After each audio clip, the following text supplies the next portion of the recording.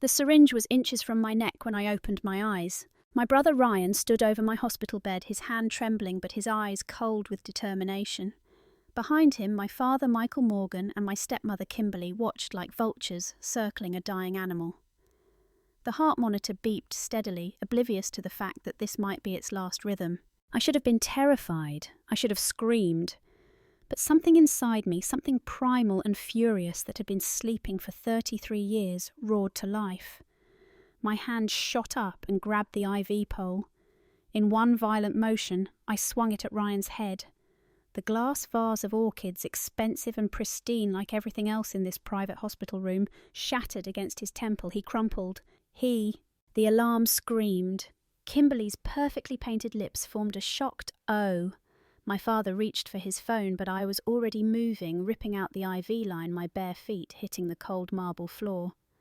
Blood dripped from my arm where the needle had torn free, leaving a crimson trail as I ran.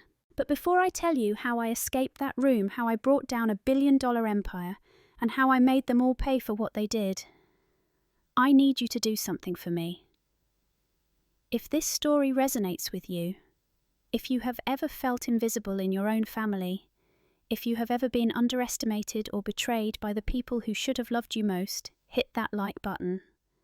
Subscribe to hear more stories of people who refuse to stay victims.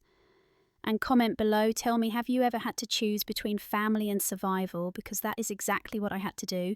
Now let me take you back to the beginning to show you how Jessica Morgan, the forgotten daughter, became the ghost that haunted her father's empire. 3 months before that hospital room, I was a different person. I worked 16-hour days in the basement lab of Aeroglyph Technologies, my father's aerospace company, developing the algorithms that would revolutionize drone navigation. My fingerprints were on every line of code, every breakthrough, every patent application, but my name appeared nowhere. That was fine, I told myself. I did not need recognition. I just needed to prove that I belonged, that I was worthy of the Morgan name, that I could make my dead mother proud. My mother, Elizabeth Hayes, had been a brilliant engineer before she married my father. She died when I was 18 in a car accident that the police ruled as driver error. Her life insurance, her patents, her stock options, everything went to Michael. He remarried Kimberly 6 months later. I was not invited to the wedding. The penthouse apartment on the Upper East Side where I grew up became a foreign country overnight. Kimberly redecorated, erasing every trace of my mother. My childhood bedroom became her yoga studio. The photos of my mother disappeared from the walls, replaced by modern art that cost more than most people's cars. At family dinners, which happened less and less frequently, I sat at the end of the table while Ryan Kimberly's son, from her first marriage, held court. He was 2 years younger than me, but somehow had a vice president title at Aeroglyph. His Columbia MBA hung on the office wall, a degree paid for by my mother's money. My MIT doctorate in computer science gathered dust in a drawer. I told myself it did not matter. I buried myself in work. The Aeronav project, an autonomous navigation system that could operate without GPS, was my baby. I worked through nights, survived on coffee and vending machine sandwiches, debugged code until my eyes burned. When we finally cracked it, when the prototype performed flawlessly in test after test, I felt something close to happiness. That feeling lasted exactly 12 hours. Michael called an emergency board meeting. I was not invited, but I watched via the security camera feed I had quietly installed in the conference room months earlier.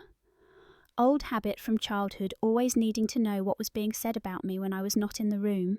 My father stood at the head of the polished oak table, his silver hair perfectly styled, his custom suit impeccable. Behind him, a presentation screen showed my work, my algorithms, my innovation. He said Ryan had developed it. My brilliant visionary son, he called him. The board applauded. Ryan grinned, accepting congratulations for work he could not have understood if his life depended on it. The man barely knew how to use Excel. I sat in my basement lab watching this theft happen in real time, and I felt something crack inside me. But I did not confront them. I told myself to be patient, to be smart. I started documenting everything. Every email, every line of code, every timestamp. I created encrypted backups and hid them in offshore servers. I did not know why yet, just that I needed insurance. 2 weeks later, I discovered the financial fraud. I was not supposed to see those files. I was debugging a server issue late at night when I stumbled across a hidden directory in the company's cloud system.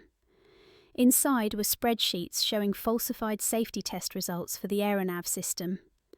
The failure rate was 30% higher than what had been reported to investors and the FAA. People could die if this system failed mid-flight. But Michael was rushing it to market anyway because he had promised results to shareholders. I copied everything. Then I made a mistake. I confronted my father in his office the next morning. He was signing documents when I walked in without knocking. His assistant tried to stop me, but I brushed past her. I threw a printed copy of the falsified data on his desk. "Look at this," I said. My voice shook with anger and fear. "You are lying to federal regulators. This is fraud. People could die." Michael did not even look at the papers. He leaned back in his leather chair and studied me with those cold blue eyes that I used to think looked distinguished. Now they just looked reptilian. "Jessica," he said slowly, like he was explaining something to a child. "You do not understand business. These are preliminary projections. The numbers will improve before launch." "These are not projections," I said. "These are test results, real data. You buried the failures." He stood up then, all 6 feet 2 inches of him, and walked around the desk. He did not yell. Michael Morgan never yelled. He just spoke very quietly, which was somehow worse. "If you ever, and I mean ever, question my business decisions again, you will find yourself unemployed and unemployable. Do you understand me? I made you. I can unmake you. Your mother left you nothing. Everything you have is because I allow it." I should have gone to the authorities right then, but I was scared. I was alone. I had no proof that would hold up because I had obtained it illegally. So I went back to my lab and I tried to fix the problems in the code myself, working frantically to lower that failure rate before the launch. That is when the car accident happened. It was a Thursday evening in October. I was driving home from the lab exhausted, my mind still running through algorithms. The traffic light turned yellow. I pressed the brake pedal and nothing happened. The pedal went straight to the floor. I pumped it frantically as the intersection rushed toward me. A delivery truck was crossing from the left. I yanked the steering wheel right, jumped the curb and slammed into a boutique storefront at 40 miles per hour. The airbag deployed, glass shattered, then darkness. I woke up in the hospital 3 days later. Severe concussion, broken ribs, collapsed lung, internal bleeding. The doctors said I was lucky to be alive. The police said it was brake failure, probably a manufacturing defect. These things happen. They would investigate. Michael visited once. He stood at the foot of my bed, his face expressionless, and said the company would cover my medical bills. How generous. Then he left. Kimberly never came at all. Ryan sent a text message. "Hope you feel better soon, sis." I spent 2 weeks in that hospital room. Physical therapy, CT scans, medication that made everything fuzzy. But one night when the nurse thought I was asleep, I overheard her talking to someone in the hallway. She mentioned that the police had closed the investigation. No manufacturing defect found. They suspected tampering but had no leads. The case was cold. Someone had cut my brake lines. I should have known then, but I was drugged and broken and I wanted to believe it was random, a carjacking gone wrong, anything but the truth. They discharged me after 3 weeks. I went home to my small apartment in Brooklyn, the one I rented with my own salary, because I refused to live in the penthouse anymore. I tried to go back to work, but something was wrong. My hands shook. I had nightmares. I could not focus. My doctor said it was post-traumatic stress and prescribed more medication. The pills made everything worse. I started missing work. Michael sent HR to check on me. They suggested I take a leave of absence for my health. I agreed because I did not have the strength to fight. That was 3 months ago. 3 months of isolation. 3 months of wondering if I was losing my mind. 3 months of my family slowly, methodically erasing me from existence. Then came the hospital readmission. I collapsed in my apartment from what the paramedics said was a panic attack. I woke up in a private room at Mount Sinai, the same hospital where I had recovered from the accident. Except this time I could not move. I could not open my eyes. I could hear everything, feel everything, but my body would not respond. The doctors called it locked-in syndrome, probably temporary, probably stress-related. But I could hear, and what I heard in those dark hours when they thought I was unconscious was the truth. It was 2 in the morning when Michael and Kimberly came into my room. I heard the door click shut. My father's cologne, expensive and woody, filled the air. "How much longer?" Kimberly said. Her voice had that whiny edge it always got when she was impatient. "The doctor said it could be days or weeks," Michael replied. "But we cannot wait. The aeronav launch is in 6 days. If she wakes up and talks to the press or the SEC, everything falls apart. So what do we do?" That was Ryan's voice, slurred slightly. He had been drinking or using, probably both. "We end it," Michael said simply. "Tonight, make it look like complications from her injuries. Heart failure. It happens." My heart monitor beeped faster, but they did not notice or did not care. "I will handle it," Ryan said. I heard footsteps approaching my bed. "Just need the right dose of potassium chloride. Stops the heart instantly. Looks completely natural in someone with her medical history." "Good," Kimberly said. "Make sure the nurse is on break. I already slipped her $200 to take 30 minutes. "What about the cameras?" Ryan asked. "I had them disabled for maintenance," Michael said. "This room is a black hole for the next hour." They were going to kill me. My own father, my own brother, right here in this hospital bed.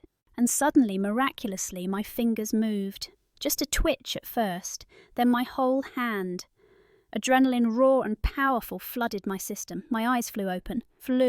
Ryan was standing over me, syringe in hand. His pupils dilated, a stupid grin on his face, like this was all a game. I grabbed the IV pole before he could react. The vase of orchids, probably sent by some business associate who did not actually care if I lived or died, became a weapon. It connected with Ryan's skull with a satisfying crack. He went down hard. Kimberly screamed.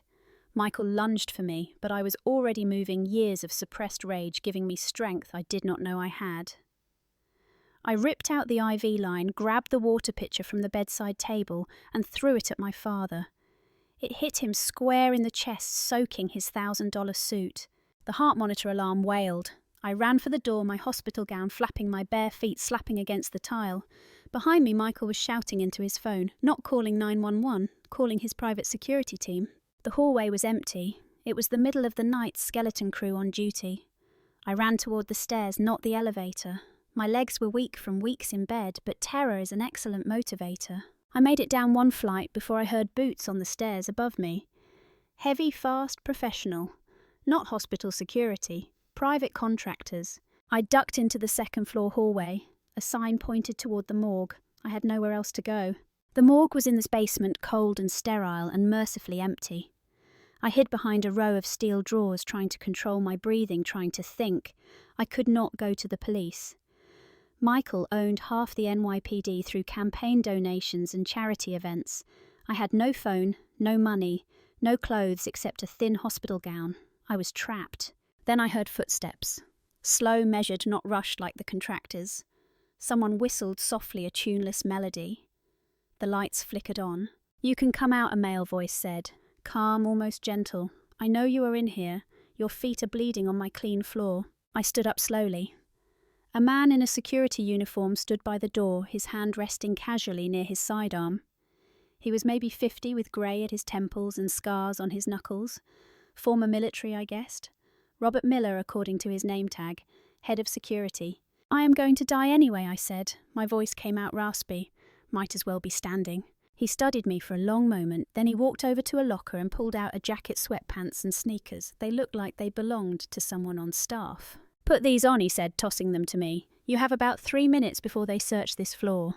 "Why are you helping me?" I asked, but I was already pulling on the clothes. "Your mother saved my daughter's life," he said.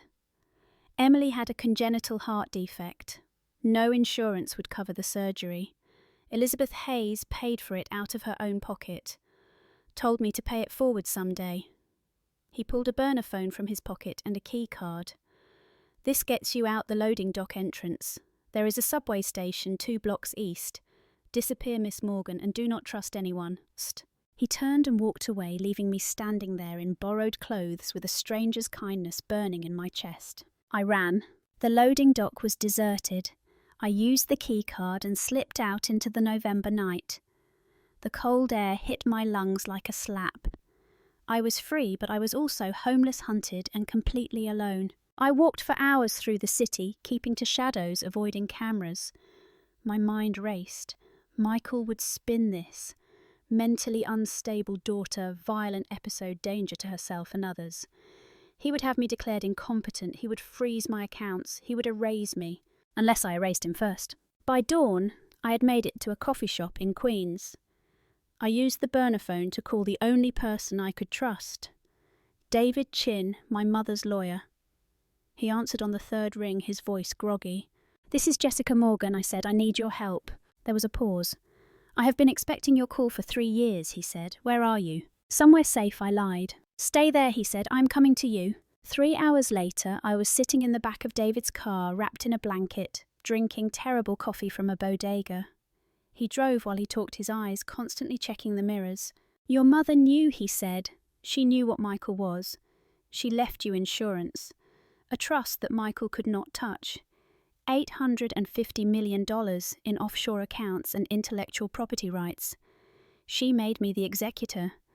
I have been waiting for you to be ready to claim it." I stared at him. "Why did you not tell me before?" "Because you were not ready," he said bluntly. "You were still trying to win your father's approval. You would have given it all to him just to hear him say he was proud of you. But now, after what happened tonight, you are ready to fight." He was right. I hated that he was right. "Where are we going?" I asked. "To meet someone who hates your father as much as you do," David said. Julian Vance's penthouse overlooked Central Park. Floor-to-ceiling windows, minimalist furniture art that probably cost more than most people made in a lifetime. He was waiting for us in his living room, a glass of scotch in hand, his sharp features lit by the city lights below. Julian was a venture capitalist, a corporate raider, a man who built empires by destroying other empires. He and Michael had been enemies for years, ever since my father had sabotaged one of Julian's deals in the tech sector. He looked me over with cool grey eyes. "You look like hell," he said. "Your bedside manner needs work," I replied. He smiled slightly. "I like you already. David has filled me in on your situation. Your father wants you dead. You want revenge. I want to destroy Aeroglyph. Our interests align." He walked to his desk and pulled out a file folder. Inside were documents, spreadsheets, emails. Evidence of every crime my father had committed over the past decade: insider trading, fraud, bribery, tax evasion. "I have been collecting this for years," Julian said. "But I needed someone on the inside to verify it, to provide the smoking gun. Someone with access to his systems, that would be you." "I can do better than verify," I said. "I can give you a kill switch." My mother built a backdoor into every system at Aeroglyph. If I activate it, the entire company goes dark. Satellites, servers, everything. The stock price will crash to zero. Julian's smile widened. "Now we are talking." Over the next 2 weeks, I lived in one of Julian's safe houses in Triple K. I cut my hair short, dyed it dark brown, wore glasses. I looked nothing like the Jessica Morgan in the photos Michael had distributed to the media. Poor unstable Jessica, violent and delusional, dangerous, and in need of psychiatric help. Meanwhile, I worked. I hacked into Ryan's cloud accounts using passwords I had cracked months ago when I still thought I was being paranoid. What I found made me physically ill. Videos of him bragging to his friends about cutting my brake lines. Text messages coordinating with a mechanic who did the work for $10,000. Photos of the brake line he had kept as a trophy. My own brother had tried to kill me, and he was stupid enough to document it. I sent copies to David, to Julian, to an encrypted server that would automatically release them to the press if anything happened to me. Then I called my father. He answered immediately. Jessica, his voice was smooth, concerned, the perfect worried parent. "Where are you, sweetheart? You need help. We can get you the best doctors." "I know about the brake lines," I said. "I know Ryan tried to kill me. I know you were going to finish the job in the hospital. And I know about the Aeronav fraud." Silence. Then his voice changed, dropping the pretense. "You have no proof that will hold up in court. Anything you obtained illegally is inadmissible." "I do not need court," I said. "I need the court of public opinion. I am coming for you, Michael. Thursday at the Tech Summit, I am going to show the world who you really are." I hung up before he could respond. The next few days were a blur of preparation. Julian used his connections to get me an override access card to the summit venue.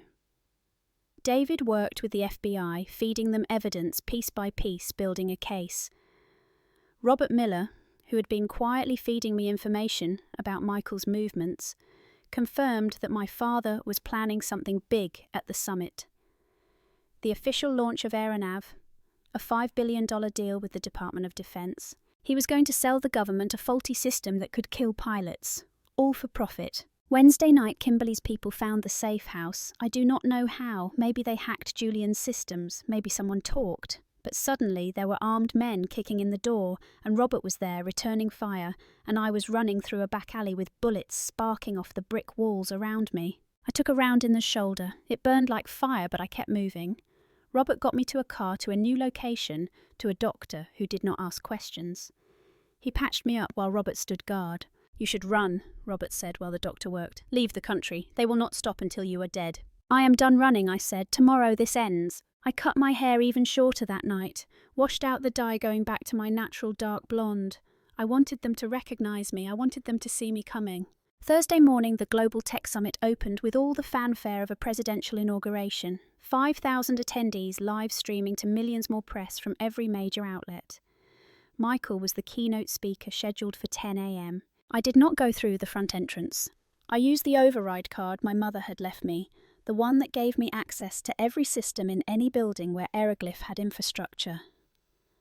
I went through the loading dock, through the service corridors, down to the basement server room.